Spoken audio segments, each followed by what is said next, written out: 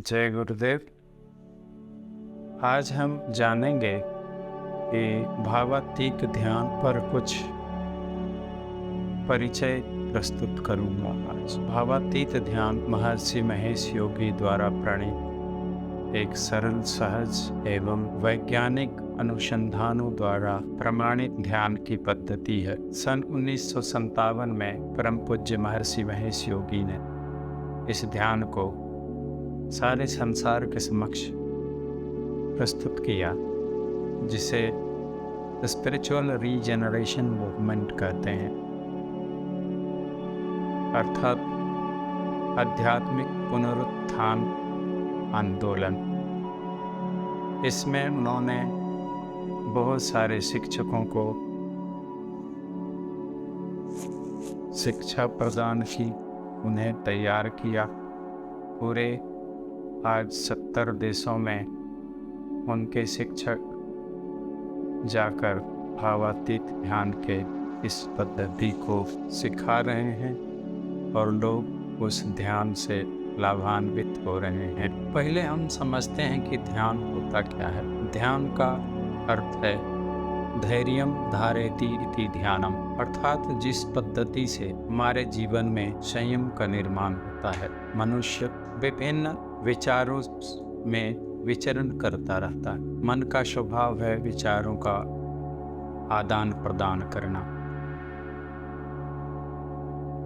और उसी में मनुष्य घूमता रहता है। मन का दूसरा स्वभाव है आनंद की ओर जाना, जबकि मनुष्य को पता है कि आनंद का स्रोत अपने अंदर है। कहा गया है एक पंक्ति में, किसी कवि ने कहा है कि कस्तूरी कुंडल वसे मृग ढूंढे वनमाय, ऐसो घट घट राम है दुनिया देखत नाय। अर्थात कस्तूरी के नाभि में ही मृग के नाभि में ही कस्तूरी है, परंतु उस सुगंध को ढूंढने के लिए मृग दौड़ता फिरता है। ठीक उसी प्रकार मनुष्य के अंदर ही सारे आनंद का स्रोत है, परंतु हम आनंद की खोज व्यक्त जगत में करते हैं।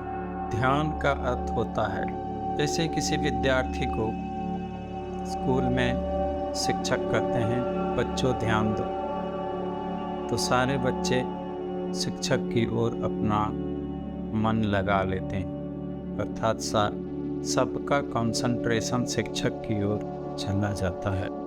तो मन जो इधर उधर दौड़ता है, घूमता है, उस मन को एक ओर ले जाने की क्रिया को, अर्थात शांत कर देने की क्रिया को ध्यान कहा जाता है। भावातीत ध्यान में भावातीत शब्द जो है वह 2 शब्दों के योग से बना है, भाव धन अतीत। भाव का अर्थ होता है विचार, अतीत का अर्थ होता है परे, बियॉन्ड। अर्थात यह मन को शांत करने की एक ऐसी विधि है जिसमें हमारा मन विचारों के परे चला जाता है और विचारों के परे जाकर एक ऐसी स्थिति का अनुभव करता है जिसे महर्षि महेश योगी ने बताया है प्रकृति के नियमों का घर। प्रकृति का अर्थ क्या है? प्रकृति का अर्थ पूरा विश्व ब्रह्मांड। पूरे विश्व ब्रह्मांड में जब हम एक नज़र डालते हैं तो क्या पाते हैं? हर जगह एक नियमबद्धता है, एक क्रमबद्धता है। दिन रात सही समय से हो रहा है, ऋतु परिवर्तन सही समय से हो रहे हैं। एक बीज को यदि हम मिट्टी में डालते हैं और उसको प्रत्येक दिन हम सींचते हैं तो उस पौधे का, उस बीज का नियमित विकास होता है। ठीक उसी प्रकार की नियमबद्धता मनुष्य के जीवन में भी होनी चाहिए। परंतु जब हम क्रिया के क्षेत्र में जाते हैं तो हम तनावग्रसित हो जाते हैं, हम चिंतित हो जाते हैं, हम कुंठित हो जाते हैं। फिर हमारा मन कार्य में नहीं लगता है, अर्थात बाधा उत्पन्न होती है किसी कार्य को संपन्न करने में। ठीक इसी बाधाओं को दूर करता है भावातीत ध्यान का यह अभ्यास। जैसे ही हम भावातीत ध्यान करते हैं तो उसका लाभ यह है, यह चिंताएं, यह कुंठाएं जो हम व्यक्त जगत से प्राप्त कर ली, ग्रहण कर ली, उसे मिटा देता है, उससे मुक्ति दिला देता है और हम फिर अपने सरल स्वभाव में, अपने सहज स्वभाव में, अपने प्राकृतिक स्वभाव में कार्य को करने में सक्षम हो जाते हैं और हम आगे बढ़ते हैं अपने कार्य में। महर्षि जी ने जीवन को 4 क्षेत्रों में बांटा। प्रथम है मानसिक शक्ति, द्वितीय शारीरिक स्वास्थ्य, तृतीय सामाजिक व्यवहार और चतुर्थ विश्व शांति। विश्व शांति की कल्पना को लेकर महर्षि जी ने यह आंदोलन प्रारंभ किया और धीरे धीरे यह संपूर्ण जगत में व्याप्त हो गया। आज पूरे विश्व के 70 से 80 देशों में भावातीत ध्यान का यह प्रक्रिया लोग कर रहे हैं, इस ध्यान का अभ्यास कर रहे हैं और उससे लाभान्वित हो रहे हैं। तो हम महर्षि जी के इस ध्यान से होने वाले लाभ को, पूरे जीवन में क्या लाभ है, उसे हम अलग अलग बिंदुओं से समझेंगे। जैसे प्रथम है मानसिक शक्ति। मानसिक शक्ति का उपयोग साइकोलॉजिस्ट के अनुसार मनुष्य 5 से 15% तक ही कर पाता है, उससे अधिक नहीं। लेकिन भावातीत ध्यान के अभ्यास से यह प्रमाणित हुआ कि मनुष्य अपने मानसिक शक्ति का उपयोग अधिकतम कर सकता है, जिसके फलस्वरूप यदि कोई इस अभ्यास को करते हैं तो उनकी सीखने की क्षमता मजबूत हो जाती है। दूसरा, इससे हमारी मेमोरी पावर अर्थात स्मरण शक्ति बढ़ती है। तीसरा, इससे हमारे अंदर कॉन्फिडेंस बढ़ता है, अर्थात किसी भी कार्य को करने के लिए हमारा मन तैयार होता है। चौथा, इससे हमें खुशियाँ मिलती है। कहने का मतलब, यदि हम किसी कार्य को करने जाते हैं, इस प्रकार से हम समझते हैं, जैसे कोई विद्यार्थी का परीक्षा आया और परीक्षा के पूर्व वह पूर्ण तैयारी कर लिया, सारे पाठों का उसने पठन कर लिया, तो उसके अंदर तनाव नहीं रहेगा, क्योंकि वह पूर्व से ही सारे प्रश्नों का उत्तर जान चुका है। जिसकी तैयारी उसे करनी थी, जितना उनके अंदर सिलेबस था, उसकी पूरी तैयारी करके हम दी जाते हैं, तो विद्यार्थी सारे प्रश्नों को उत्तर करने में सक्षम हो जाते हैं और सारे उत्तर करके परीक्षा में आते हैं, तो उनके अंदर एक अलग खुशी का महसूस होता है, एक अलग प्रसन्नता का अनुभव करते हैं, जिससे पहली प्रसन्नता उन्हें स्वयं को मिलती है और अच्छे प्राप्तांक प्राप्त करने के पश्चात उनके घर में खुशी आती है, उनके आसपास के समाज में खुशी आती है। अर्थात विद्यार्थी के अंदर ये सारी क्षमताएं मजबूत हो जाती है और हम जीवन में प्रसन्नता प्राप्त करते हैं। दूसरा क्षेत्र है, अब इसे दूसरे बिंदुओं से समझते हैं। जैसे कोई एक आर्किटेक्ट यदि घर बनाता है तो उसका फाउंडेशन मजबूत करता है, हमारे कार्य होते कैसे हैं? किसी विचारों के द्वारा ही होता है। और विचारों का उद्गम बिंदु है कहाँ? विचारों का उद्गम बिंदु अपने अंदर ही है।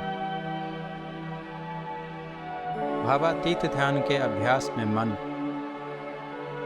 विचारों के परे जाकर विचारों के उद्गम बिंदु को स्पर्श करता है और फिर वहाँ से कार्य करने को बाहर आता है। तो यदि सोर्स ऑफ थॉट्स, जिसे महर्षि जी कहते हैं कि when one experience the source of thoughts through the practice of transcendental meditation, then the person, that individual, comes out from the source of thoughts, and then that work will be supported by all the laws of nature. अर्थात वह कार्य जो होता है पूरी प्रकृति के नियमों द्वारा पोषित होता है, जिसमें किसी प्रकार की त्रुटि नहीं रहती, नियम का खंडन नहीं होता। सारे नियमों का पालन करते हुए, प्रकृति के नियमों का पालन करते हुए हम कार्य को संपन्न करते हैं तो समस्याएं कम आती हैं। समस्याएं जीवन में दो प्रकार से आती हैं, एक तो ज्ञान का अभाव और दूसरा नियमों का उल्लंघन। कहने का अर्थ, यदि हम किसी कार्य को करने जा रहे हैं और उसके विषय पर यदि पूरी प्रवीणता नहीं है हमारे अंदर, तो उस कार्य में बाधा आएगी। क्या करें हम, क्या नहीं करें, वो समझ में नहीं आता। परंतु यदि उस विषय पर अपनी मास्टरी है तो हम उस कार्य को कर पाने में सक्षम होता है, अर्थात समस्याएं वहाँ नहीं आती हैं। दूसरे समस्याएं आती हैं नियमों का उल्लंघन से। जाने में अनजाने में यदि मनुष्य किसी नियम, प्रकृति के नियमों का उल्लंघन करता है तो समस्याएं उत्पन्न होती है। परंतु भावातीत ध्यान के अभ्यास से हमारा मन प्रकृति के नियमों के द्वारा चलती है, प्रकृति के नियमों द्वारा पोषित होकर कार्य को करने में आगे बढ़ती है, जिससे हम किसी भी कार्य को कर पाने में सक्षम हो जाते हैं और हमारे जीवन में समस्याएं कम आती है। तीसरा बिंदु हम समझते हैं कि इससे ज़्यादा, इस ध्यान को ज़्यादा करने की आवश्यकता नहीं है। प्रत्येक दिन सुबह शाम 15 से 20 मिनट का जब हम भावातीत ध्यान का अभ्यास करते हैं, उससे ही हमारे जीवन में ये सारी विशेषताएं और इनके जो ऑब्जेक्टिव्स हैं हमें प्राप्त होने लगते हैं। दूसरा है, ध्यान में हुआ क्या, भावातीत ध्यान में हुआ क्या। ध्यान से हमारे मन को आराम मिलता है, मन शांत होता है, मन की पीड़ाएं, चिंताएं, कुंठाएं सब मुक्त होती है। और जब यह मुक्त होती है तो वैज्ञानिकों द्वारा यह प्रमाणित किया गया है कि ध्यान के दौरान हमारा मन इनवर्ड हो जाता है, अंतर्मुखी हो जाता है। बहिर्मुखी मन अन्य विचारों को सोचता है। साइकोलॉजिस्ट के अनुसार एक व्यक्ति हर एक 5 मिनट में 5400 विचारों को सोचता है, परंतु ध्यान करने से यह विचारें कम हो जाती है और हमारी मानसिक शक्ति मजबूत होने लगती है। दूसरा बिंदु है शारीरिक स्वास्थ्य। प्रथम हम देखें कि ध्यान में क्या हुआ, मन को आराम मिला। अब मन शरीर एक दूसरे से जुड़ा हुआ है। मन को आराम मिला तो शरीर को भी आराम मिलेगा और शरीर से सारे अविश्राम की चीज़ें निकल जाएंगी। क्योंकि विश्राम मिला तो अविश्राम की चीज़ें, थकान है, शारीरिक थकान है, विभिन्न प्रकार की पीड़ा है, उससे हमको मुक्ति मिलती है और हमारा मन शरीर में संतुलन मजबूत होता है।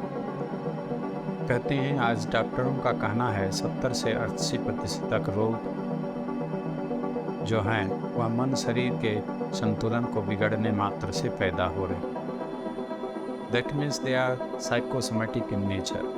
70 to 80% diseases are psychosomatic in nature. Through the practice of transcendental meditation,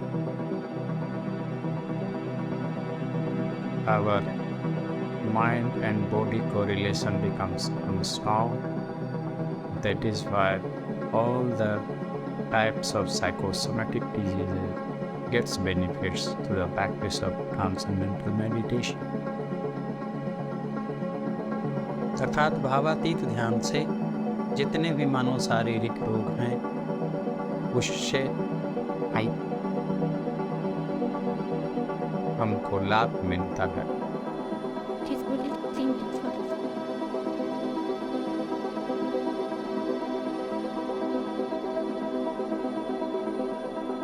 और मनुष्य फिर उस क्षेत्र में आगे बढ़ता है।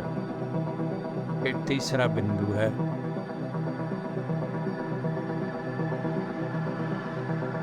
सामाजिक व्यवहार। मन शांत हुआ, शरीर स्वस्थ हुआ तो अपने व्यवहारों में कुशलता आ जाती है। कहते हैं कि योग में जो है ध्यान भी एक अंग है, तो इस अंग के द्वारा, इस अंग के अभ्यास के द्वारा हमारे मन शरीर का संतुलन जब मजबूत होता है, जिसका प्रभाव हमारे व्यवहार पर आता है। अर्थात इस योग से कहते हैं महर्षि पतंजलि के सूत्र में योग कर्म सुकौशलम, योग जो है कर्म में कुशलता प्रदान करती है, तो हमारे कार्य में कुशलता आने लगती है और हम अपने व्यवहार को भी उत्तम बनाने में सक्षम हो जाते हैं। और जब व्यवहार कुशल होता है तो फिर एक व्यक्तिगत शांति का अनुभव में होने लगता है। जो चौथा क्षेत्र है महर्षि जी का, कि पूरे विश्व शांति की आंदोलन को लेकर महर्षि जी ने यह प्रक्रिया प्रारंभ करी, जिससे लोगों को लाभ मिलने लगा। महर्षि जी ने यह प्रमाण करके बताया है कि यदि पूरी जनसंख्या के, किसी शहर की जनसंख्या के 1% तक लोग भावातीत ध्यान का अभ्यास करने लगते हैं तो उससे समाज में विभिन्न प्रकार की निगेटिव एनर्जी की कमी होती है, निगेटिव टेंडेंसियों की कमी होती है। जैसे एक्सीडेंट रेट कम हो जाता है शहर में, क्राइम रेट कम हो जाता है शहर में,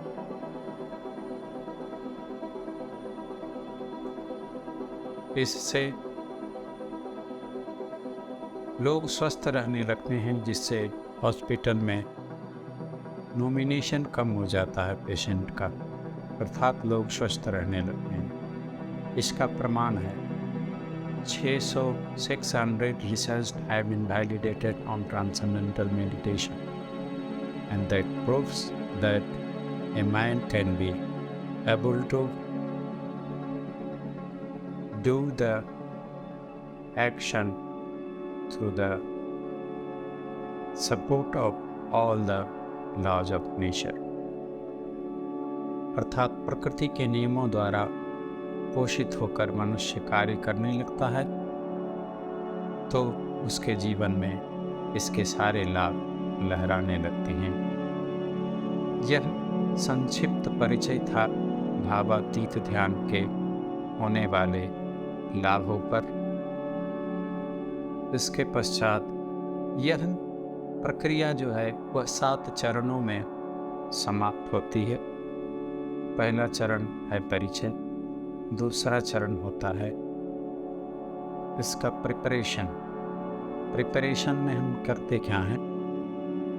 जब हम ध्यान सीखते हैं तो